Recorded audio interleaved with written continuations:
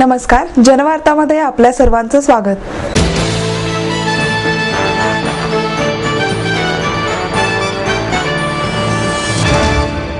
Bharat Ratna doctor Babasaheb Ambedkar यांच्या महापरिनिर्वाण दिनानिमित्त शहरात विविध कार्यक्रमाचे आयोजन करण्यात आले होते। जिल्हाधिकारी कचेरीजवळील आंबेडकर पुतळ्याला अभिवादन करण्यासाठी आंबेडकरी जनतेने सकाळपासूनच गर्दी केली होती। याचबरोबर विविध पक्षांचे नेते आणि कार्यकर्ते यांनीही येथे येऊन आंबेडकरांना मनोभावे अभिवादन केले। यानिमित्त या परिसरात डॉक्टर बाबासाहेब आंबेडकरांवरील साहित्य विक्रीस उपलब्ध करण्यात आले होते। विविध पक्षांच्या वतीने मोठमोठे फ्लेक्स लावून आंबेडकरांना मानवंदना देण्यात आली। मुंबईतील इंदू मिल ताब्यात मिळाल्याने आंबेडकरी जनतेचा उत्साह अवर्णनीय होता। शहरातही महापरिनिर्वाण दिनानिमित्त विविध कार्यक्रमांचे मोठ्या उत्साहात आयोजन करण्यात आले होते।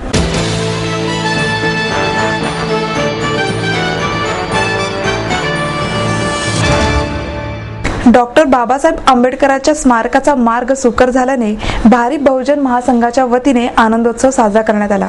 अलका टॉकी चौकात करण्यात आलेल्या या आनंदोत्सवात भारिप बहुजन महासंघाच्या महिला अध्यक्षा ॲडव्होकेट वैशाली चांदणे यांच्या नेतृत्वाखाली महिला कार्यकर्त्यांनी नागरिकांना साखर देऊन आपला आनंद व्यक्त केला। इंदू मिलच्या जागेसाठी गेली कित्येक वर्षे चालू असलेली लढाई जिंकल्याचे समाधान सर्वांच्या चेहऱ्यावर खेळत होते। सर्वत्र उत्साहाचे वातावरण पसरले होते। कार्यकर्ते झेंडे फडकवत घोषणाबाजी करून आपल्या आनंदाला मोकळी वाट करून देत होते।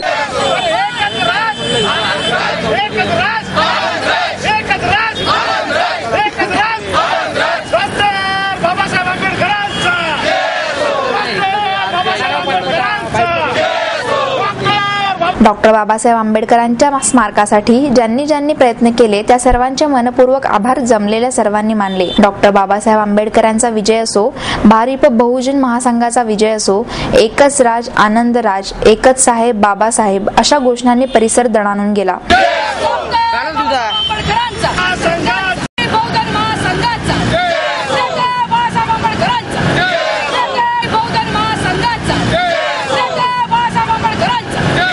या आनंदोत्सवात ॲडव्होकेट वैशाली चांदणे यांच्यासह उपाध्यक्ष SD भोसले, प्राचार्य मधु कांबळे, दीपक ओवाळ, गणेश जाधव, नितीन करंजे, रॉबिन सॅम्युअल, अनिता छत्रे आणि अनेक कार्यकर्ते तसेच महिला सहभागी झाल्या होत्या। आजचा दिवस हा आमचा अतिशय आनंदाचा दिवस आहे।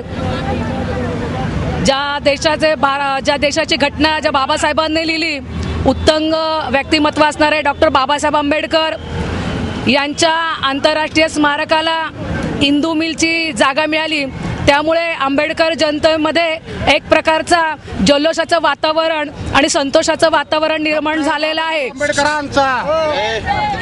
डॉक्टर बाबासाहेब आंबेडकरांच्या प्रत्येक गोष्टीला आम्हाला आंबेडकरी चळवळीतल्या कार्यकर्त्यांना, जनतेला प्रत्येक वेळी आम्हाला आंदोलन करावं लागलं। मग तो मराठवाड्यातील नामांतराचा प्रश्न असेल किंवा दादरला बाबासाहेबांचं नाव देण्याचा प्रश्न असेल। इंदू मिलसाठी पहिल्यांदा 6 डिसेंबर 1911 रोजी आनंदराज आंबेडकर साहेबांनी पहिल्यांदा हे आंदोलन छेडलं। 6 डिसेंबरला त्यांनी इंदू मिलमध्ये आंतरराष्ट्रीय स्मारक व्हावं म्हणून त्यांनी इंदू मिलचा ताबा घेतला आणि त्याच्यामध्ये असंख्य आंबेडकरी जनता ही त्यांच्या पाठीशी उभी राहिली। अनेक नेते याचं श्रेय घ्यायला मागतात, परंतु मी त्या नेत्यांना एक प्रश्न विचारू इच्छिते की ज्यावेळेस आपण सत्तेमध्ये होता, ज्यावेळेस आपण खासदार होता, त्यावेळेस आपण काही अशा प्रकारची मागणी केली नाही किंवा अशा प्रकारचं आंदोलन केलं नाही।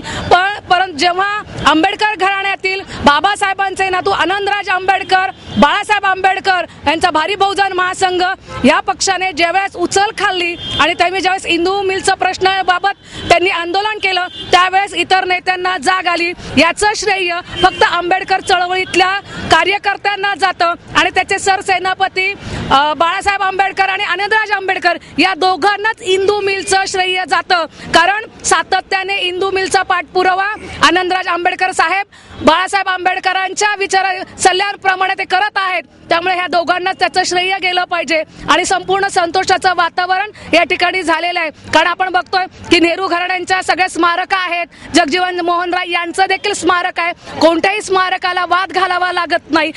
मागणी करण्याच्या अगोदरही स्मारक तयार होतात, परंतु डॉक्टर बाबासाहेब आंबेडकरांना अगदी जन्मापासून ते मृत्यूनंतर देखील उपेक्षित राहिलेले आहेत. प्रत्येक वेळी कुठल्याही मागणीसाठी आम्हाला आंबेडकरी चळवळीतल्या लोकांना आंदोलन करावं लागतं. हे जे आता जे हिंदू मिलची 12.5 एकर जागा जी मिळालेली आहे, हे सर्व आंबेडकरी जनतेच्या आंदोलनाचे श्रेय आहे असं मी या ठिकाणी मानते. आणि आजचं हे वातावरण खूप अतिशय आनंदाचं वातावरण झालेलं आहे. त्यामुळे मी या ठिकाणी या आनंदराज आंबेडकरांचं आणि बाळासाहेब आंबेडकर यांचं या ठिकाणी अभिनंदन करते आणि त्यांचा आभार मानते की आंदोलनाचं पहिलं पाऊल त्यांनी टाकलेलं आहे.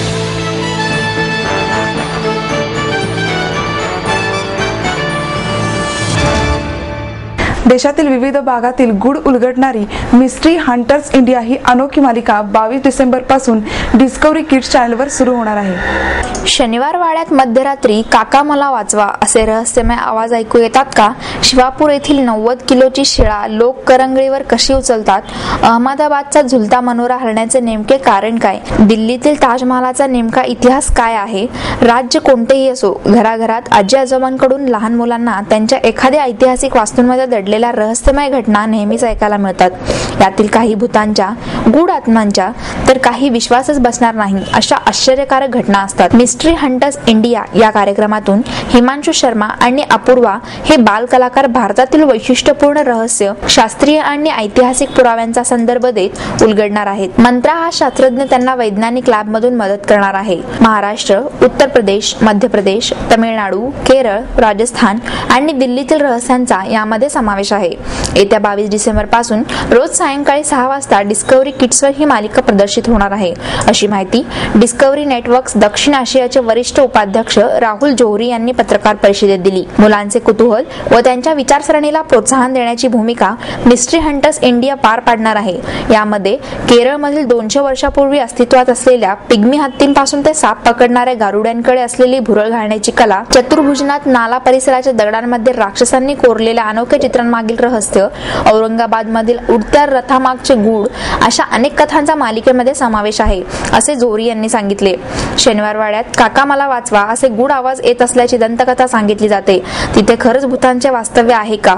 मध्यरात्री भूतांचे आवाज ऐकू येतात का? यामागचे रहस्य येत्या 22 डिसेंबरच्या मिस्ट्री हंटर्स इंडियाच्या पहिल्याच भागात पाहायला मिळणार आहे. शनिवार वाड्याचे महत्त्व आणि इतिहास जाणून घेण्यासाठी भारत इतिहास संशोधन मंडळातून संदर्भ घेण्यात आले आहेत. त्याचबरोबर शिवापूर येथील 90 किलो वजनाची शिळा लोक करंगळीवर कशी उचलतात यामागचे कारणही यावेळी उलगडणार आहे, असे राहुल जोहरी यांनी सांगितले. And why did Akbar suddenly move to Lahore? I had gone to Delhi to find out why the famous iron pillar hasn't even rusted in 1600 years. Even after all the summers, winters and monsoons, this pillar hasn't rusted at all. How was this pillar even made? When I went to Gujarat to solve the mystery of the Jhulta Minar, that's when I found out that the Jhulta Minar is more than 500 years old. It has a lot of these spiral staircases where there isn't even enough light to climb up. I am at the highest part of Jhulta Minar, and with me is Rehmat Ali, the caretaker of this minar. I want to find out if this minar actually moves. Wow! Wow, this is incredible. Water is actually falling out of this bowl, which means that this minar is actually swaying, and this is not an illusion. I had gone to Bhatpura's jungles to know about the paintings at Chaturbhushnath Nala. Chaturbhushnath Nala. Monsters. I am going to find these drawings today.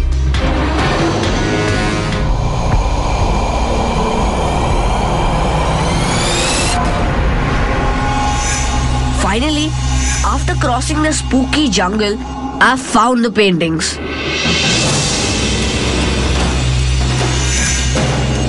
These are those famous paintings. We are the Mystery Hunters, and we are going to solve all of India's mysteries. Only on Mystery Hunters India.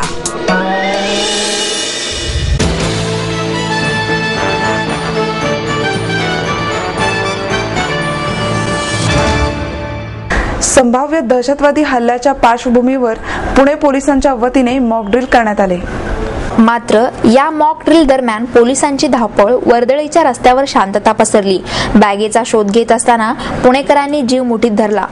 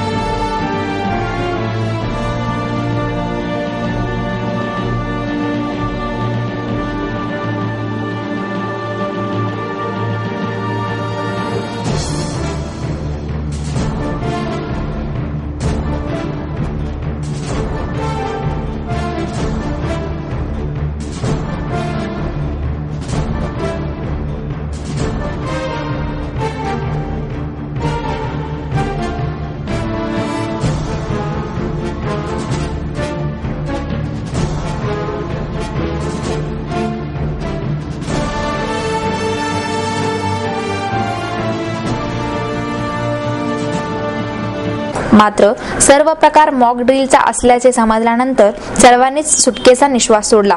गजबजलेल्या Fergusson रस्त्यावर Ranade institute समोर दुपारी 12 वाजण्याच्या सुमारास बेवारस bag सापडली. या घटनेची माहिती मिळताच बॉम्ब शोधक नाशक पथकाने घटनास्थळी धाव घेतली. काही क्षणात हा परिसर निर्मनुष्य करण्यात आला. फर्ग्युसन रस्त्यावरील वाहतूक गुडलक चौकातून वळविण्यात आली. मात्र बेवारस बॅग सापडल्यामुळे या परिसरात घबराहट उडाली. बॉम्ब शोधक पथकाने या बॅगेची कसून तपासणी केली तेव्हा त्यात वह्या सापडल्या. सुमारे तासभरानंतर पोलिसांनी मॉक ड्रिल राबविल्याचे जाहीर केल्याने नागरिकांची सुटकेचा निश्वास सोडला.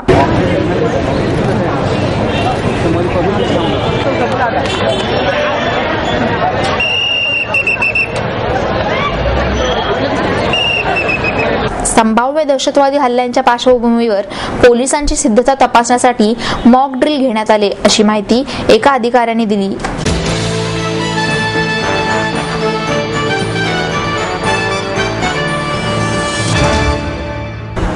अमेरिकेतील सॅन होजे आणि पुणे शहर यांच्यात शाश्वत विकासासाठी सामंजस्य करार झाला आहे. या दोन शहरांमध्ये पर्यावरण, सार्वजनिक वाहतूक, कचरा आणि ऊर्जा याबाबतच्या तंत्रज्ञानाची आदानप्रदान करण्यात येणार आहे.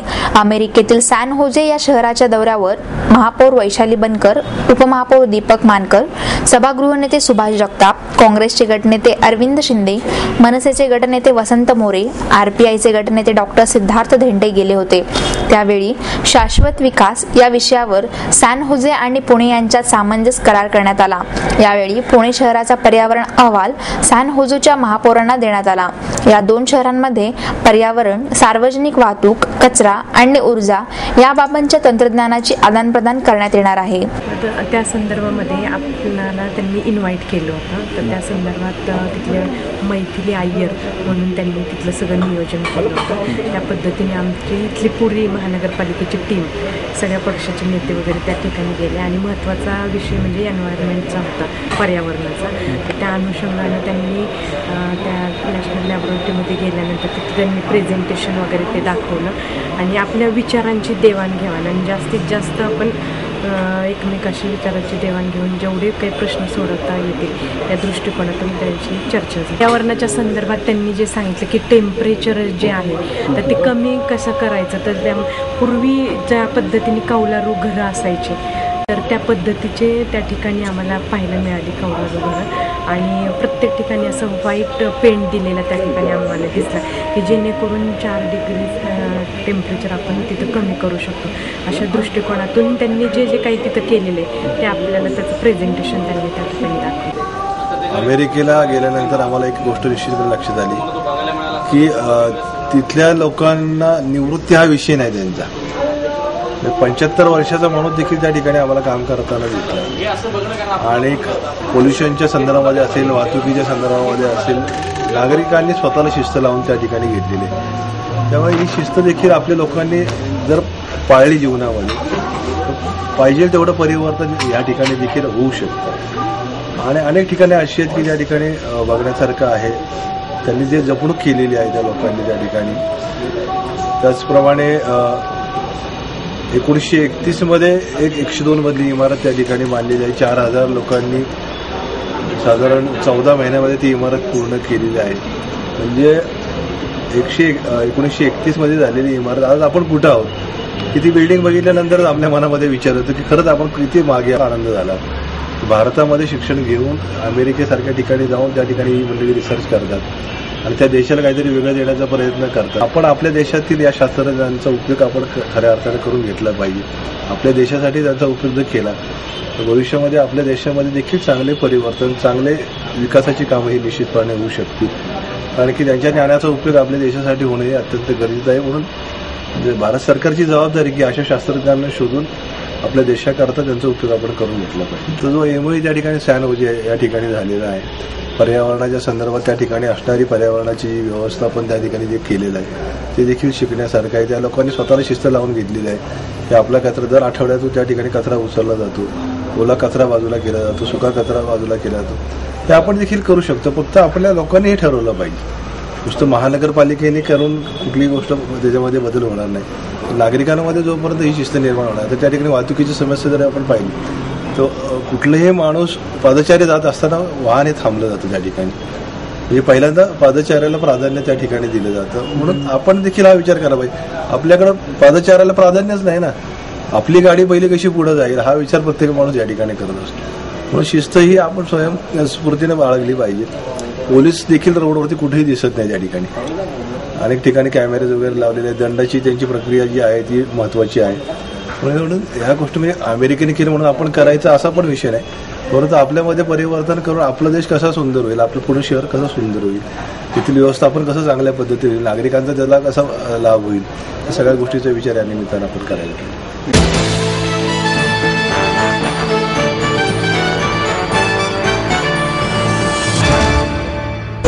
बॉलिवूडपेक्षा मराठी चित्रपटांची सध्याची वाटचाल निश्चितच अभिमानास्पद आहे असे गौरवोद्गार प्रसिद्ध अभिनेता अक्षय कुमार यांनी काढले. इरोस इंटरनॅशनल आणि हरिओम एंटरटेनमेंट कंपनीतर्फे अक्षय कुमार यांची प्रमुख भूमिका असलेला खिलाडी 786 हा चित्रपट 7 डिसेंबर रोजी प्रदर्शित होत आहे.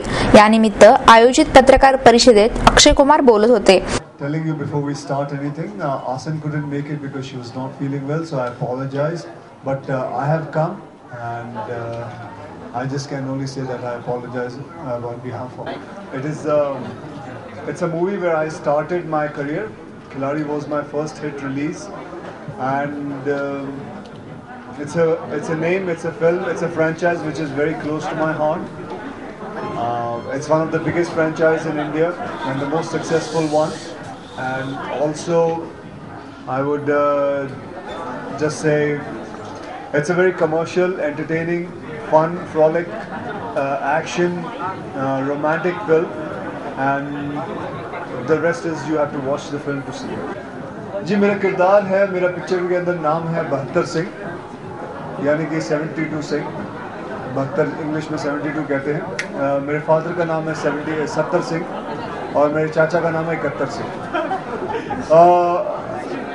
और ये कहानी है एक ऐसे इंसान की जो पंजाब के बॉर्डर लाइन पे रहता है, जिसकी शादी नहीं हो पा रही है क्योंकि उनका चोरों का ख़ानदान है. कोई भी चोरों के ख़ानदान में अपनी बेटी नहीं देना चाहेगा, इसलिए इनकी मेरी शादी नहीं हो पा रही है. और कैसे क्या होता है, कैसे क्या होता है, that is the whole idea about the film. Akshay Kumar म्हणाले, हिंदी बोलताना आजही मी थोडाफार अडखळतो, परंतु मराठी हिंदीपेक्षा चांगली बोलू शकतो असे सांगतानाच केवळ बॉक्स ऑफिस आणि स्टार्ससाठी चित्रपट बनवणाऱ्या बॉलिवूडपेक्षा मराठी चित्रपटांची सध्याची वाटचाल निश्चितच अभिमानास्पद आहे. खिलाडी चित्रपटामुळे मला नाव मिळाले आहे. चित्रपटातील 786 अंक कोणत्याही जाती किंवा धर्माशी निगडीत नाही, त्यामुळे रसिकांनी याबाबत गैरसमज निर्माण करू नये.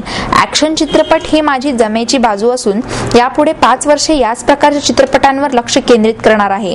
मराठी चित्रपटासंदर्भात बोलताना अक्षय कुमार म्हणाले, मी हिंदीपेक्षा मराठी चांगली बोलू शकतो. मराठी चित्रपटामध्ये मी कामही केलं आहे.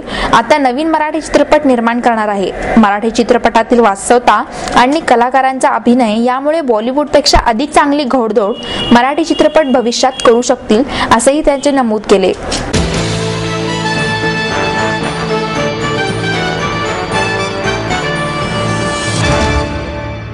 नॅशनल मॉडेल स्कूलच्या माजी विद्यार्थ्यांचा मेळावा शुक्रवारपासून भरवण्यात येणार आहे. आगा खान पॅलेस येथे 1956 ते 1972 या काळात असणाऱ्या नॅशनल मॉडेल स्कूल व सध्याच्या डॉक्टर मिसेस इरियन ए नगरवाला स्कूलच्या माजी विद्यार्थ्यांचा मेळावा 7 ते 9 डिसेंबर या कालावधीत आयोजित करण्यात आला आहे.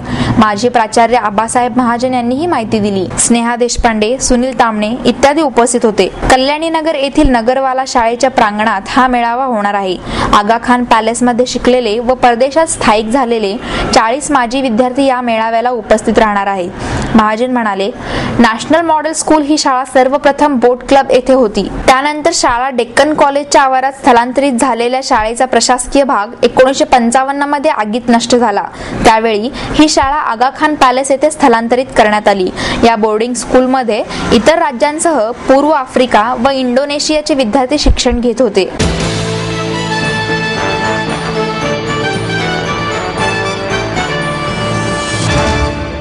आणि याचबरोबर आजचे बातमीपत्र संपले. उद्या पुन्हा भेटूया याच वेळी. नमस्कार.